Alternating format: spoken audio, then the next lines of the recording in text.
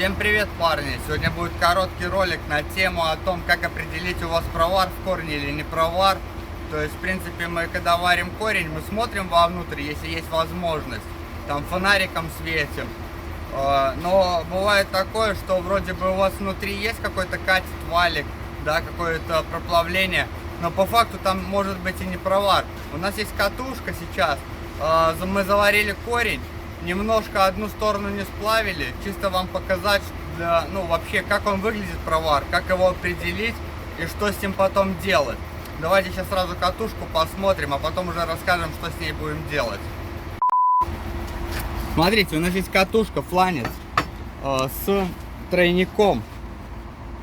Мы заварили корень, только корень. Сейчас посветим. Вот, обратите внимание на корень.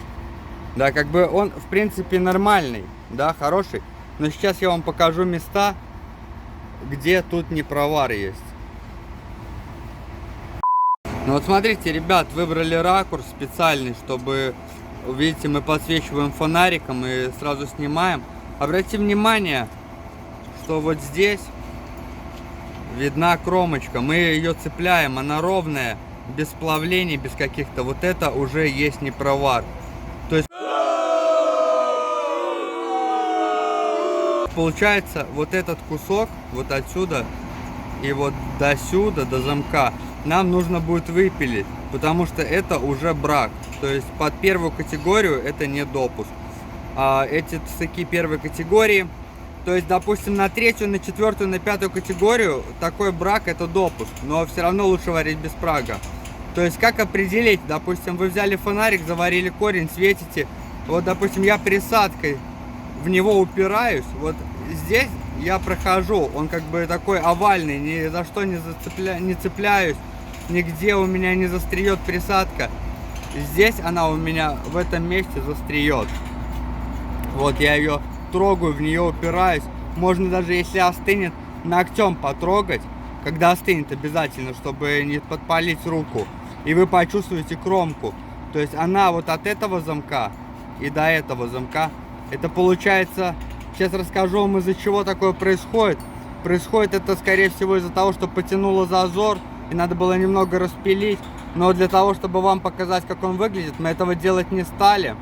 Поэтому всегда следите, особенно на нержавейке, за своим зазором. Чтобы туда четко подавалась присадка. Вот вроде бы что-то есть в корне, но вот кромочки чуть-чуть не сплавлен, и все, и это уже дефект. Что надо сделать?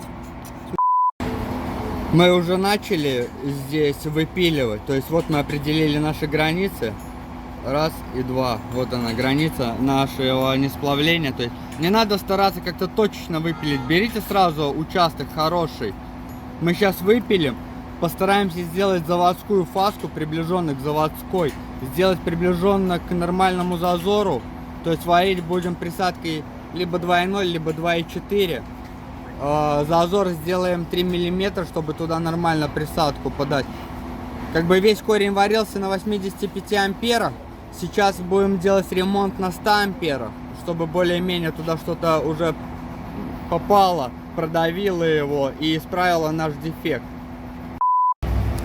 Ну вот, обратите внимание, распилили мы наш брак, сделали зазор, 2,4, здесь присадка гуляет нормально. Смотрите, есть как бы и место, где разыграться. Варить сейчас надо будет немного присадку поддавливать и немного передерживать, чтобы, то есть зазор большеват, чтобы она там оставалась, чтобы не было за подлицом. Сейчас поварим. Со стороны посмотрите, я думаю, близко не будем, уже тема такая заезженная. Со стороны посмотрим, как я заварю, потом опять посмотрим, что у нас получится в корне.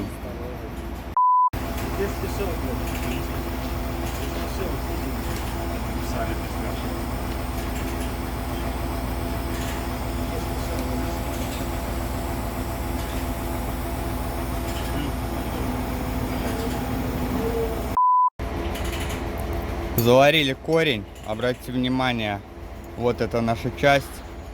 Сейчас посмотрим, что у нас получилось внутри. То есть могу сразу вам спойлер дать, там получится Ну, в принципе, нормально. Давайте обратим внимание, что у нас получилось в корне. Вот, посмотрите.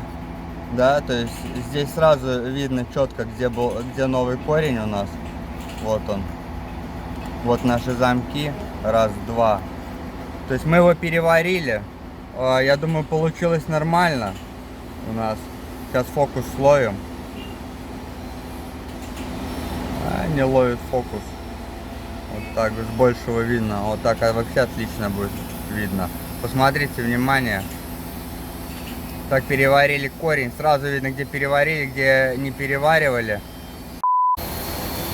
Ну вот, ребят, я думаю, вы посмотрели, что такое брак в корне, что такое непровар в корне. Как его мы устранили, как мы сделали разделку крома, как мы переварили это все. Вы посмотрели, в принципе. Я думаю, для вас это видео было полезно. Подписывайтесь на канал, ставьте лайки. Пока.